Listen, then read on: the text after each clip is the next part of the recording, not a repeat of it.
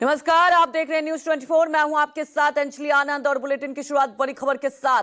गोवा में धार्मिक जुलूस के दौरान भगदड़ हो गई। भगदड़ में 7 लोगों की मौत हो गई, 30 से ज्यादा लोग घायल हो गए हैं। शिरगांव में श्री लोराई यात्रा में ये भगदड़ मची है। यात्रा में 40 से 50 हजार से ज्यादा लोग शामिल थे। और आपको बता दें कि घायलों से मिलने खुद सीएम पहुंचे हैं। हमारे सहयोगी इंद्रजीत हमारे साथ जुड़ चुके हैं। इंद्रजीत, पहले तो ये बताएं कि अचानक से कैसे नियंत्रण खो गया कि भगदड़ मच गई और इतने लोग घायल हो गए एक साथ। जी बिल्कुल, काफी दुखद घटना है और देर रात की घटना है जब एक साथ बड़ी संख्या में श्रद्धालु श्री लहराई जो धार्मिक स्थल है वहां पर जा रहे थे। बताया जाता है कि एक ढालान की जो जगह है वहां पे कुछ श्रद्धालुओं की स्पीड तेज हो गई और ज्यादातर श्रद्धालु एक पे एक गिरने लगे और इसके बाद भगदड़ मची, जिसमें अब तक जो गोवा पुलिस का रिकॉर्ड है उसके मुताबिक 6 लोगों की डेथ हुई है। 30 लोग गंभीर रूप से जख्मी हैं, लेकिन जो लोग बता रहे हैं, स्थानीय लोग बता रहे हैं उसके मुताबिक 7 लोगों की डेथ हो चुकी है। कुछ और लोग सीरियस हैं और मरने वालों का आंकड़ा और भी बढ़ सकता है।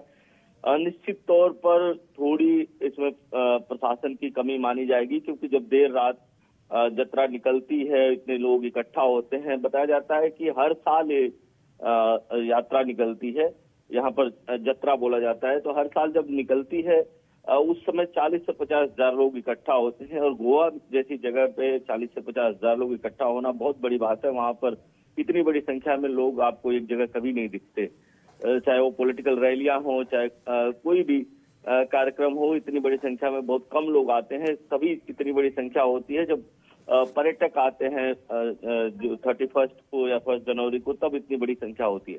तो कहीं न कहीं प्रशासन को इसका इंतजाम करना चाहिए था और निश्चित तौर पर प्रशासन से थोड़ी चूक हुई है। और जो घायल हैं उनको हालांकि प्रशासन की कोशिश है कि उनको अच्छा ट्रीटमेंट दिया जाए। जो गोवा मेडिकल कॉलेज है, इसके अलावा मापुसा का जो हॉस्पिटल है, वहां पे सभी को एडमिट कराया गया है। खुद मुख्यमंत्री देर रात देखने पहुंचे हैं सभी को और प्रशासन जो है, जो जत्रा प्रशासन है, उससे भी मिल रहे हैं। जहां पर श्री लहराई जत्रा जो निकलती है उस प्रशासन से मिल रहे हैं कि किस तरह से जो श्रद्धालु हैं उनके दर्शन को जहाँ आते हैं उसको स्मूथ बनाया जाए। लेकिन अगर पहले थोड़ा प्रशासन सतर्क रहता तो शायद इतने लोगों की जान नहीं जाती और जो मरने वालों का आंकड़ा है इसमें बढ़ सकता है। ये बड़ी दुख की खबर है। बिल्कुल इंद्रजीत, बेहद ही दर्दनाक ये हादसा हुआ। इंद्रजीत, वहीं जानना चाहेंगे, इसको जतरा वहां पर कहा जाता है और भारी संख्या में यहाँ पर देखिए लोग पहुंचते हैं और गोवा जैसी जगह में इतनी संख्या में लोग पहुंचना, जानना चाहेंगे अगर इस यात्रा की बात की जाए, ये परंपरा किस तरह से निभाई जाती है, क्योंकि लोगों का आप देखिए हुजूम उमड़ा है इस यात्रा में।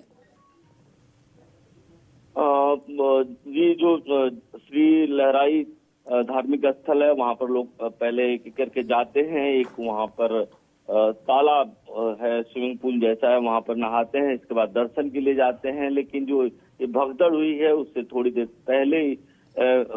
पहले ही हुई है कैंपस से, क्योंकि एक कतारबद्ध होकर लोग आते हैं और जब जहां पर ढलान थी, चूंकि पहाड़ी इलाका है, कहीं कहीं पे ढलान रहती, कहीं समतल है, के पहाड़ी है, तो जो ढलान वाला इलाका है वहां पर कुछ लोगों की स्पीड बढ़ जाती है। निश्चित तौर पर आपने देखा होगा या हमने भी देखा होगा कि जब भी कहीं हम ढलान पे जाते हैं थोड़ी स्पीड बढ़ जाती है। तो कुछ लोगों की स्पीड बढ़ गई और स्पीड बढ़ने के बाद एक पर एक लोग गिरते गए, चूंकि भीड़ ज्यादा थी।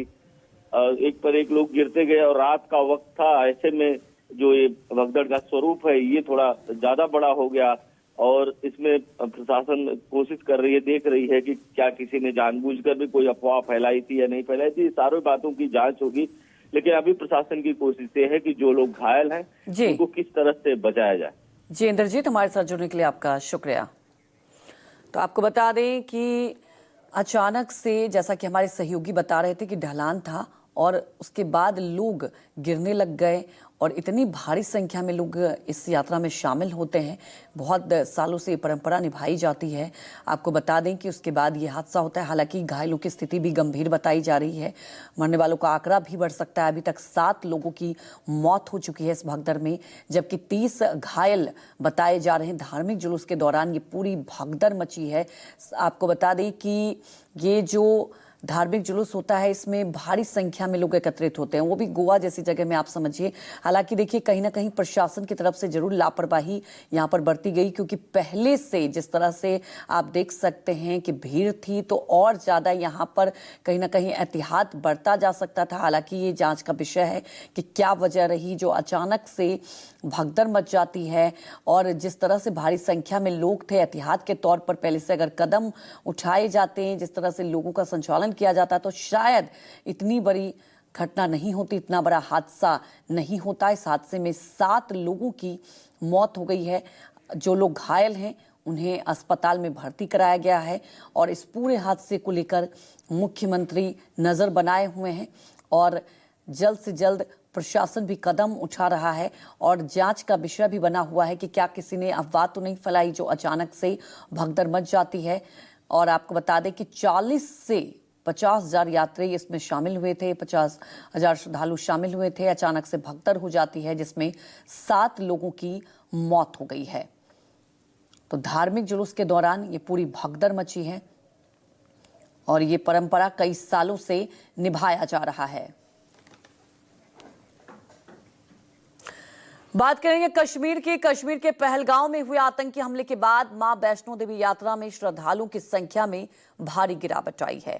इसके साथ ही पुंछ के प्राचीन बूढ़ा अमरनाथ मंदिर में आने वाले श्रद्धालुओं की संख्या में भी कमी देखी गई है।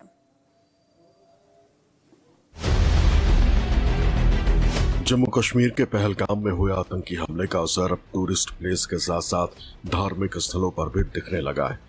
आतंकी हमले के बाद से जम्मू कश्मीर आने वाले पर्यटकों और श्रद्धालुओं की संख्या में कमी आई है।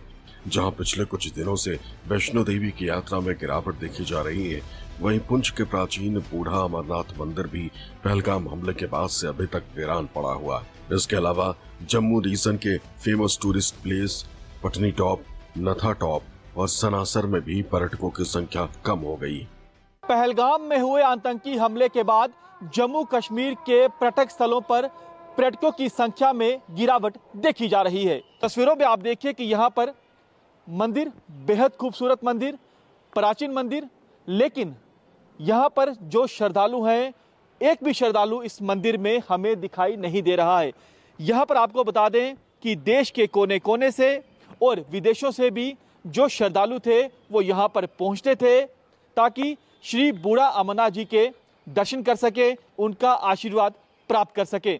भगवान शिव का मंदिर है, बेहद प्राचीन मंदिर है, और यहाँ पर आपको बता दें कि श्रद्धालुओं के लिए व्यवस्था जो है वो प्रशासन की ओर से की गई है। चाहे वो सुरक्षा की बात की जाए, चाहे उन्हें रुकने की यहाँ पर व्यवस्था हो, उनकी ठहरने की यहाँ पर व्यवस्था हो, खाने पीने की व्यवस्था हो, यहाँ पर प्रशासन की ओर से पूरी व्यवस्था यहाँ पर की गई है। लेकिन आप देखिए कि पूरा मंदिर परिसर जो है ये खाली दिखाई दे रहा है। सीधे तौर पर असर दिखा है जिस दिन पहलगाम में आतंकी हमला हुआ, उसी दिन से हमने देखा कि तमाम जो धार्मिक स्थल हैं, जो पर्यटन स्थल हैं, वहां पर बेहद ज्यादा संख्या में जो गिरावट है, चाहे वो पर्यटकों की हो, चाहे वो श्रद्धालुओं की हो, साफ तौर पर दिखाई दे रही है। तस्वीरों में आप देखिए ये बेहद प्राचीन मंदिर है, भगवान शिव का मंदिर है, और यहाँ पर जो श्रद्धालु आते हैं वो कतारों में खड़े होते हैं ताकि यहाँ पर श्रद्धालु अपनी बारी का इंतजार करते हैं। लेकिन पूरे मंदिर परिसर जो है ये खाली है, सन्नाटा यहाँ पर पसरा हुआ है।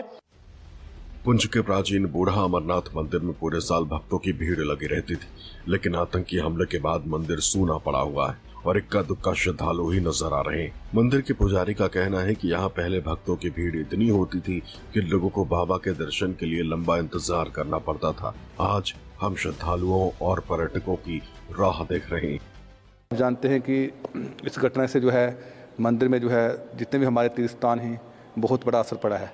नहीं तो पहले लोग जो दर्शन करने के लिए आते थे, लोग डर गए हैं, क्योंकि आप जानते हैं कि लोगों को सबको जान प्यारी है अपनी, तो लोग डरे हुए हैं। भगवान, हम कहते डरो मत, आप आइए, भगवान के दर्शन कीजिए, भगवान आपकी रक्षा करेंगे। भगवान से बड़ा कोई नहीं है, क्योंकि ये स्थान जो है स्वयं प्रकट है, स्वयंभू है, ये आज का नहीं है। ये स्थान जो है सतयुग के समय का है। सतयुग में जो है भगवान भोलेनाथ जी ने जो माता पार्वती जी को यहाँ अमर कथा सुनानी शुरू की थी। ये विश्व में सबसे प्राचीन स्थान यही बाबा बूढ़ा अमरनाथ जी हैं, लोगों को पता नहीं है इतना। पुंछ के बूढ़ा अमरनाथ मंदिर 12 महीने खुला रहता है। बता दें कि पहले जो लोग कश्मीर जाते थे वो पुंछ में स्थित बूढ़ा अमरनाथ मंदिर में बाबा के दर्शन जरूर करते थे, लेकिन पहलगाम आतंकी हमले का असर यहाँ आने वाले श्रद्धालुओं पर भी पड़ा है, जिसकी वजह से इक्का दुक्का ही श्रद्धालु नजर आ रहे हैं। जानकारों का कहना है कि वर्तमान में बने हालातों में सुधार के उपरांत ही श्रद्धालुओं की संख्या में बढ़ोतरी होगी। पंकज शर्मा, पुंछ, न्यूज़ 24। पहलगाम आतंकी हमले के बाद अब पाकिस्तान ही नहीं, बांग्लादेश से आए अवैध घुसपैठियों पर भी राजस्थान पुलिस की सर्जिकल स्ट्राइक शुरू हो गई। पूरे राजस्थान में अब तक 800 से ज्यादा बांग्लादेशी गिरफ्तार किए जा चुके हैं, लेकिन अब राजस्थान पुलिस के सामने इन्हें कड़ी निगरानी में रखने की सबसे बड़ी चुनौती है।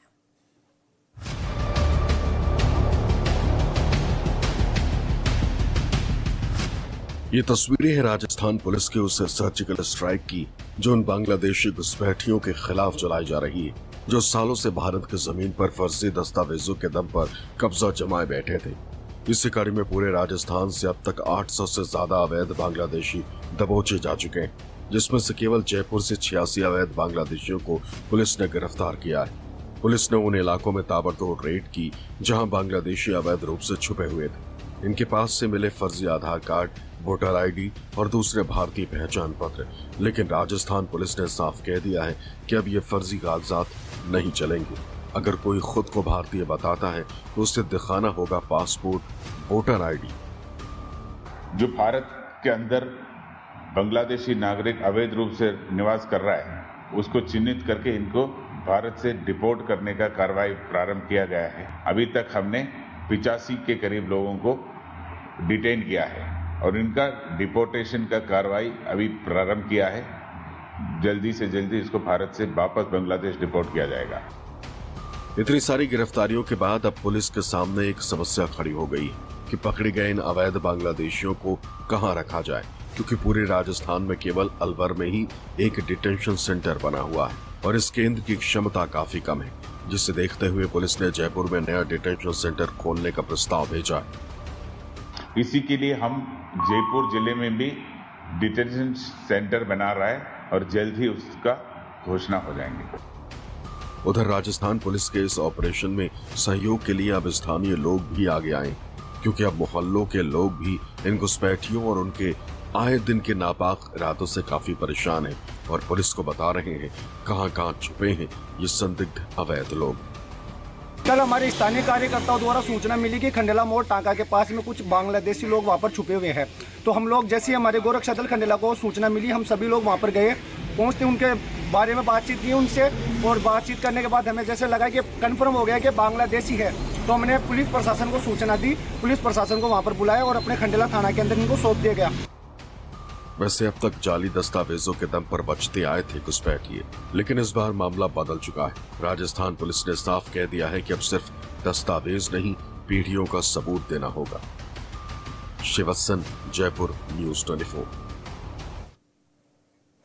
भोपाल में पिछले कुछ दिनों से मुस्लिम युवकों द्वारा गिरोह बनाकर कॉलेज की हिंदू युवतियों की प्रेम जाल में फंसाकर दुष्कर्म करने और उनके वीडियो बनाकर ब्लैकमेल करने का गंभीर मामला सामने आया, जिसके बाद से प्रदेश की सियासत गरमाई गई है और इस मामले में नित नए खुलासे हो रहे हैं।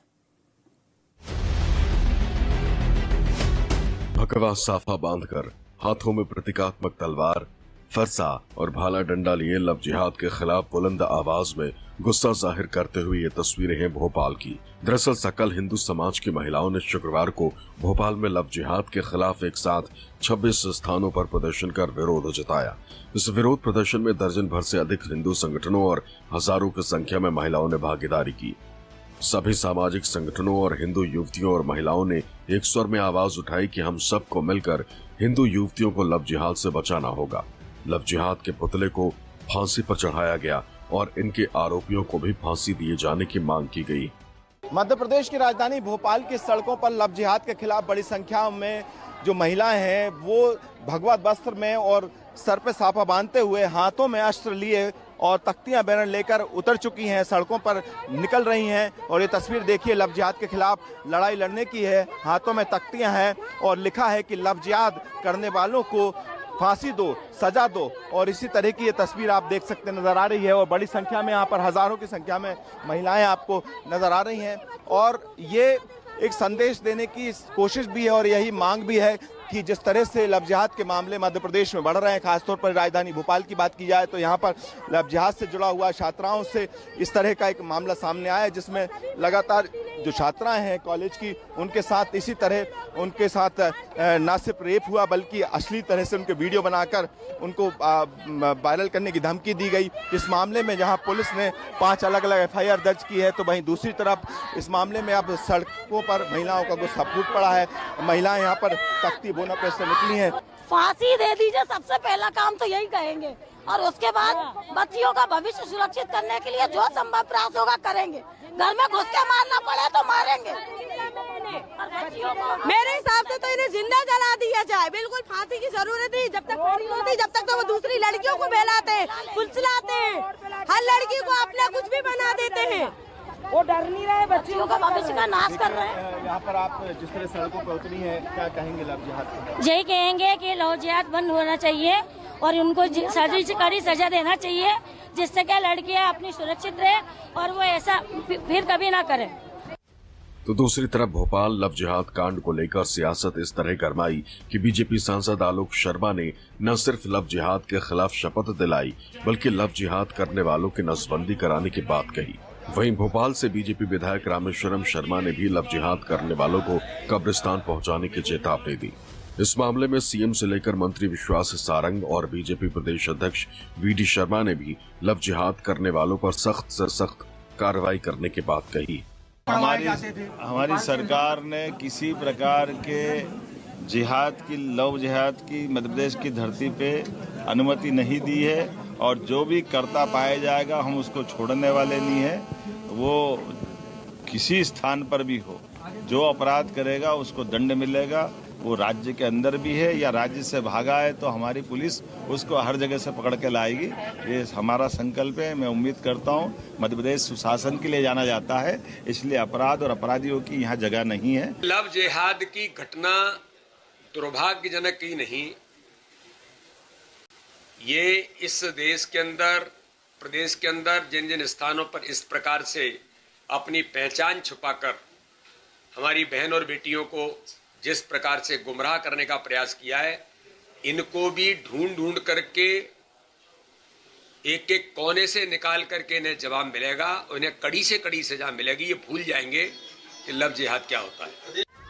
उधर कांग्रेस विधायक आरिफ मसूद ने भोपाल पुलिस कमिश्नर को ज्ञापन देकर कहा है कि इसे धर्म के चश्मे से नहीं देखना चाहिए। बच्चियां किसी भी धर्म की हो, उनके साथ जो हुआ वो गलत है। दरअसल लव जिहाद को लेकर हो रही इस बयानबाजी के पीछे भोपाल का वो ताजा गंभीर मामला है जिसमें निजी कॉलेज की अब तक पुलिस के सामने आई 6 छात्राओं ने उनके साथ हुई ज्यादती की बात कबूली है। इस मामले की जांच के लिए पुलिस कमिश्नर ने SIT भी गठित कर दी और अब जल्द ही SIT इस गिरोह के फंडिंग कनेक्शन की भी जांच करेगी।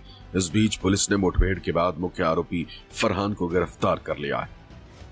इस मामले ने भोपाल में भारी आक्रोश पैदा किया है। 29 अप्रैल को कोर्ट में आरोपियों की पेशी के दौरान वकीलों ने उनकी पिटाई की और हिंदू संगठनों ने GP अस्पताल में प्रदर्शन किया।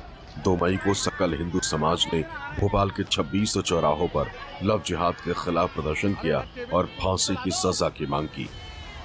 विपिन, भोपाल, न्यूज़ 24। यहाँ रुकते एक छोटे से ब्रेक के लिए, जल्द हाजिर होंगे।